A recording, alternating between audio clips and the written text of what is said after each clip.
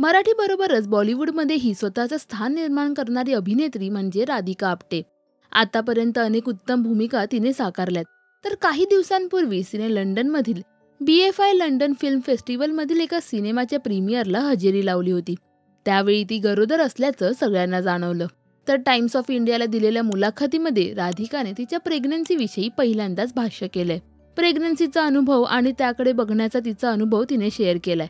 तर त्या दिवशी प्रीमियरला ती हजर राहिली नसती तर ही बातमी कुणालाही कळली नसती, असंही ती यावेळी म्हणाली. राधिकाने सांगितलंय की मला आणि माझ्या नवऱ्याला कधीच मूल नको होतं. जेव्हा 2 महिने झाले तेव्हाही मला विश्वास बसत नव्हता की मी प्रेग्नेंट आहे. पण या सगळ्यात नवरा सकारात्मक होता. त्यानं खूप सपोर्ट केला. आमच्या आयुष्यात आम्ही बाळाचा विचारच केला नव्हता. त्यामुळे हे आमच्या आयुष्यात एक वेगळं वळण होतं. प्रेग्नन्सी म्हणजे जोक नाहीये. कोणासाठी हा अनुभव खूप छान असू शकतो, पण एखाद्यासाठी हा प्रवास वेदनादायी असू शकतो. गरोदरपण हे खूप कठीण असतं.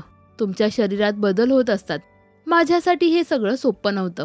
मी खोटं बोलणार नाही, हे सगळं खूप त्रासदायक आणि अवघड आहे.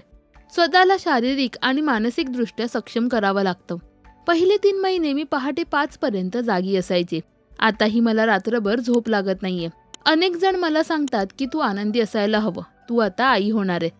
असे सल्ले देणाऱ्यांना मारावंसं वाटतं.